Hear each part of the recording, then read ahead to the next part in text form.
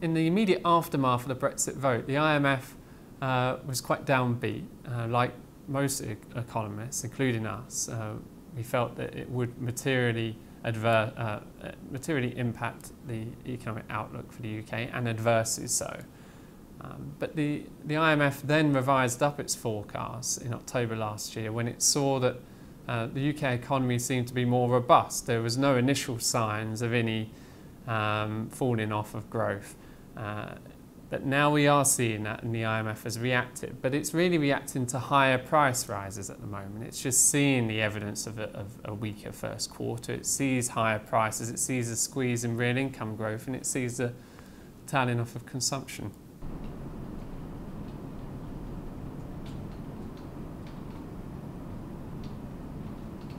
That stronger growth momentum in the eurozone has come about because political uncertainty is reduced. We've seen elections in France, Austria, and the Netherlands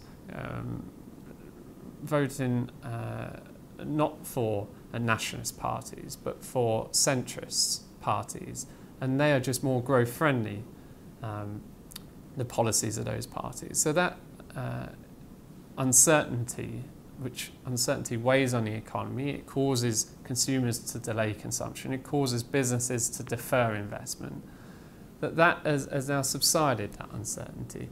And what we're seeing is broad-based growth across the eurozone. And when you've got synchronised recoveries like this, they tend to be more robust, and they tend to, in the early stages, to beat economists' expectations, who tend to be a little bit behind the curve on this.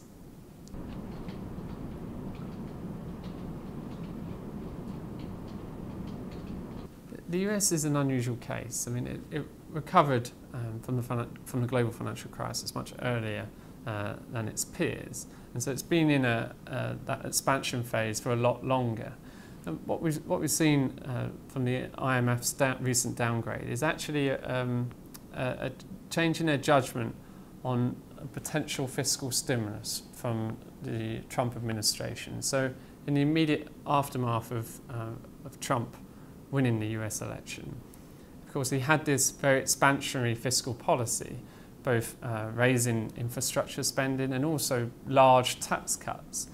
What we've seen over the last 6 months is that the administration has been unable to get its policies through. First on healthcare, but also on the fiscal side, that they have been delayed and it's been pushed back. And also it looks unlikely they'd get anywhere near, that Trump would be able to get anywhere near the kind of fiscal stimulus that he suggested during the campaign.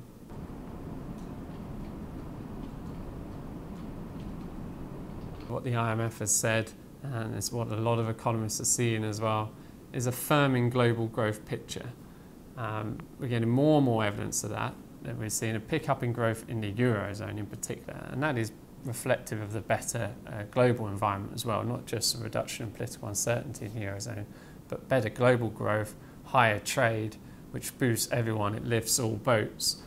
We're seeing stronger growth, particularly in emerging Asia, China, stronger growth there. But there are also risks in the medium term, and in some cases stronger growth now implies greater risks in the medium term, and I think that's true of China, where we're seeing large stimulus, a lot of credit growth, and that does cause potential problems in the future if that credit growth were to stop abruptly. Pretending I can touch type.